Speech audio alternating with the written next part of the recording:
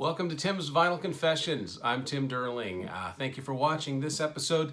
This is a vinyl episode, and it's incomplete, but that means that probably another couple of years I'll do another one, do an updated version. But I got a lot to talk to you about. It's my Toto vinyl collection. So like I said, there's a lot of gaps in this collection, but from the beginning to the end, I've got some cool stuff, and I want to show it to you here. They've got some cool artwork on a lot of their stuff. This is the first Toto album, 1978, self-titled, on Columbia Records. And what I've got here is a Canadian version. Band members and song titles there, and a lyric sleeve came with this. Photo of the group on one side, and lyrics and credits down the other. It's a little bit beaten up. Well played, I'm sure. And the record itself is the standard Columbia label. Next Toto album came out the next year, 1979. And this one's actually a gatefold cover. Gatefolds are cool. This is Hydra. And this too is a Canadian edition.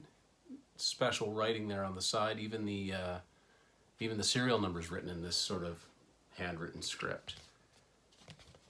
So front and back, and gatefold folds out like that. And it also comes with a lyric sheet. And the lyrics are all handwritten as well. And I always say it's a sign that a band, is getting more successful when they start having customized labels. The first album was very successful, and although Hydra wasn't quite as successful, it went gold, and 99 was the top 30 single. It didn't do quite as well, but at the time, they were coming off a big album, so they get this customized logo, which is pretty much the first album cover placed here on this label. So, but that album was a huge seller compared to the third Toto album, which I happen to love, Figures. Dark Horse album, if you were. Ironically, it's a white album cover. 1981, Turn Back. This is the third Toto album. I love this album cover. It is so cool in its simplicity, how they made a face out of this. This is a Canadian edition on Columbia, and there were no hit singles off this album. This is a kind of a rockier album for them. It was produced by Jeff Workman, who was an engineer for Kevin Elson. And I just think there's some great stuff on here, but it was a commercial flop. There's the lyric sleeve and some credits. And it also had a customized label, which is kind of surprising. So the story goes, and it's Toto history, that the Columbia Records said, we need a hit record, or you guys are off the label. So they rebounded, of course, with this, the biggest selling Toto album, Toto 4, 1982. Similar concept to the first album cover, except you'll notice there are 4 rungs on this sword now, representing each of the 4 albums. This is a Canadian edition, and of course, this it starts with Rosanna and ends in Africa. This was a big album. Also had I Won't Hold You Back and Make Believe on this one. Photo of the group, probably in rehearsal. You'll notice that Jeff Porcaro's bass drum has the Turn Back album cover on it.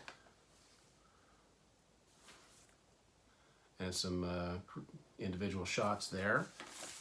And no customized label on this one, at least not on the Canadian version, just your standard Columbia label, which is interesting. Next thing I'm going to show you is, I think, an overlooked Toto album. It came on the heels of a big album. I actually have a picture disc version. This is Isolation from 1984.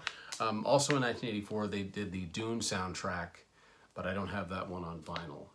But anyway, yeah, this had Stranger in Town on it, one of my favorite Toto songs, and I really like this album. It wasn't very successful compared to the one that came before it. Yeah, it's the picture from the inside of it, so the picture disc here, it is what it is kind of thing with the picture disc. And that's the only version I have Isolation on. 1986, a bit of a comeback for them, a little bit. The album didn't do terribly well, but it did give them a pretty big hit single. This is Fahrenheit, 1986. Glossy album cover on this, and this is a Canadian version on Columbia.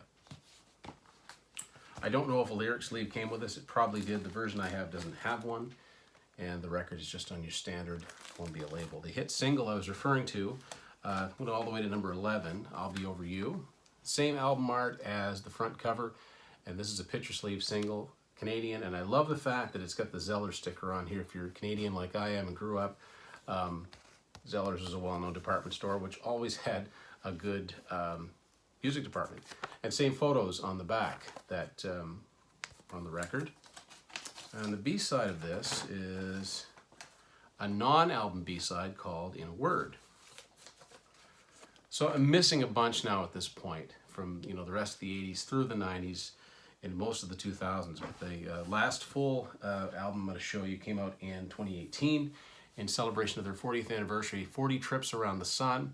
Have this on CD too. It's a 2-record set when you get the vinyl. Had 3 newly recorded songs, and it's a pretty good starting point if you're interested in getting into Toto.